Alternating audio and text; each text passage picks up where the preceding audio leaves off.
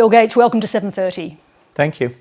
Let's start with climate change. You've said recently that the world's not going to reach its agreed targets of 1.5 degrees or even 2 degrees of warming. Should we be preparing for unstoppable climate change? Well, we can certainly reduce emissions to zero. In the meantime, while we do those reductions, which is called climate mitigation, we also have to do climate adaptation. Sadly, the poor countries in the equatorial zones are the most affected. Most of the people there are farmers with small pieces of land who won't be able to have the crop output they have today. So we'll have to adapt while we do our very, very best to bring emissions to zero as fast as we can. Now, at the beginning of your visit to Australia, you had a meeting with the Prime Minister, Anthony Albanese. Did you talk to him about the role that Australia could play as a leader in climate change on the world stage? Certainly, I've had a lot of talks. Your climate minister was in the U.S. I met a few months ago talking about some of the innovations. My Breakthrough Energy group has been down here quite a bit. We just announced investment in a company, Ruminate, that works to reduce cow-based emissions. So, yes, Australia has a huge role to play. It's very lucky in terms of it'll have some of the cheapest renewable energy in the world. Do you think Australia can be the kind of leader it wants to be on the world stage when it continues to be such a large exporter of fossil fuels?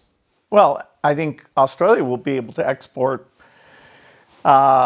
green hydrogen and other clean products. And so it's certainly a country where the opportunity in a green economy is as greater than it has been in the past. Now, you've also made a very big investment in next generation nuclear power, so-called natrium plants. Just briefly, can you explain how these are better than the old style nuclear plants? Well, nuclear fission ended up being so expensive that the electricity just wasn't competitive with, particularly in places like Australia and the US, natural gas generated electricity. So the question is there a design that could be dramatically safer but also far less expensive? That's the dream that a company I back is pursuing. Now, should Australia be rethinking its policy on nuclear energy?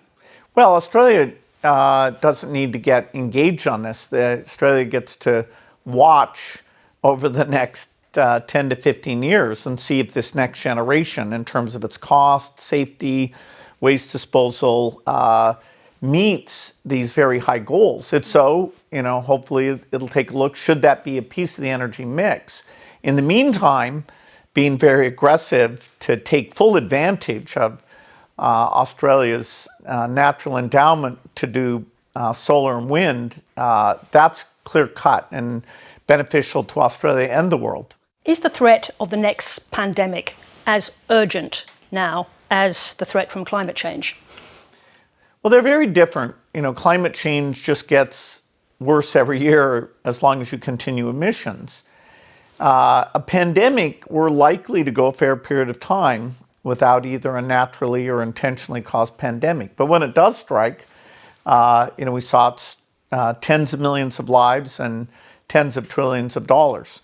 Fortunately, the cost to be ready for the next pandemic is rounding error compared to what it takes to retool the modern economy to solve climate change. So, preparation for earthquakes, pandemics, governments are responsible for their people's welfare.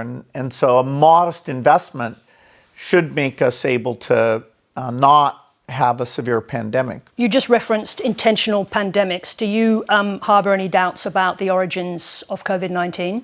No, the evidence is very clear that it's naturally caused. It's a bad virus, and we're going to have natural epidemics, and sadly we may have some unnatural epidemics in the future.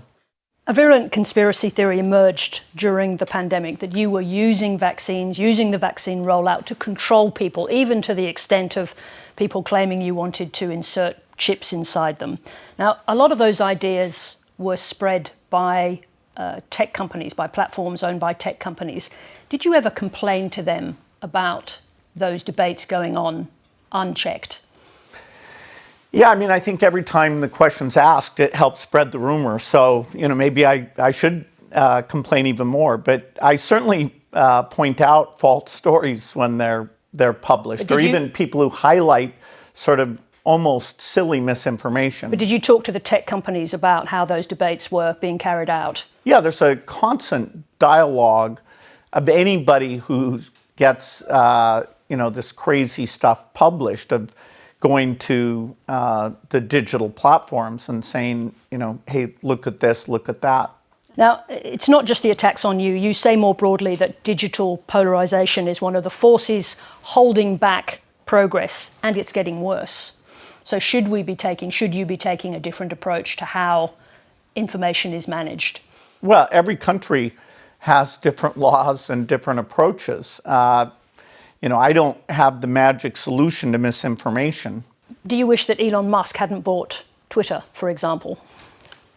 Elon's done a lot of great work. I'm not sure that's the best use of his time, but it's up to him what he decides to do. We have a generation coming that will hopefully be creative about social media and how we make it more of a force for good.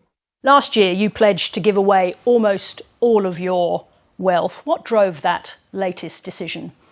Well, there's nothing new there. I talked for decades about the fact that the wealth I'm lucky enough to have, largely through the success of Microsoft, and then now the incredible generosity of Warren Buffett to the Gates Foundation as well, that's going to go to reduce inequity, to back brilliant new ideas, brilliant new science, to do things like eradicate polio, eradicate malaria. I enjoy that work. It's going very well. And so, we're on track. I'm very lucky that means the foundation's continuing to grow. We'll get to over $9 billion a year of giving for these causes of inequity. You make it sound like it was automatic, but it had to begin somewhere, and it did begin with you and Melinda and Warren Buffett starting the Giving Pledge, where very wealthy people pledge to give their wealth away in their lifetimes or in their wills. But in Australia, where philanthropy lags a long way behind the US and the UK, what is your message to very wealthy Australians who don't give generously? I think giving is very fulfilling. I think in some ways it's not a favor to your children to have all the wealth show up. Every parent has to decide what the appropriate level is. In my case, I can see the impact that philanthropy is having. It's my full-time work. It allows me to work with incredible people. And so, yes, I hope I'm an example that encourages more philanthropy.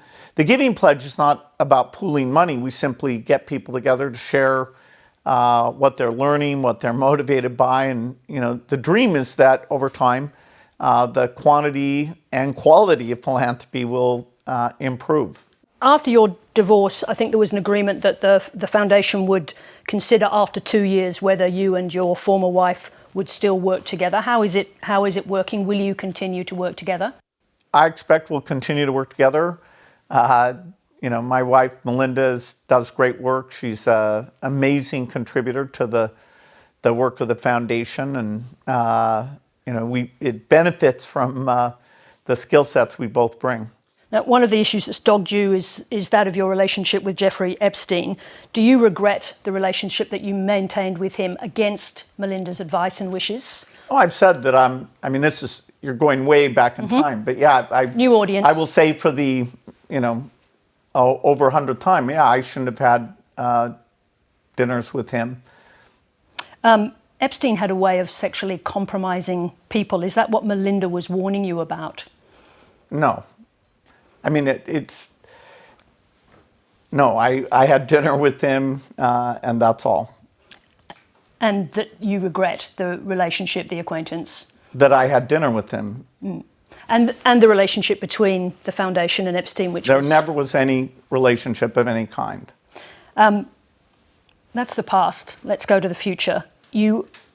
From reading what you said, you are both excited and also concerned about where the AI revolution is taking us. We're very caught up at the moment with talking about how ChatGPT is going to be writing student essays. But you've also described a future where vast numbers of white-collar jobs are replaced. What else should we be preparing for?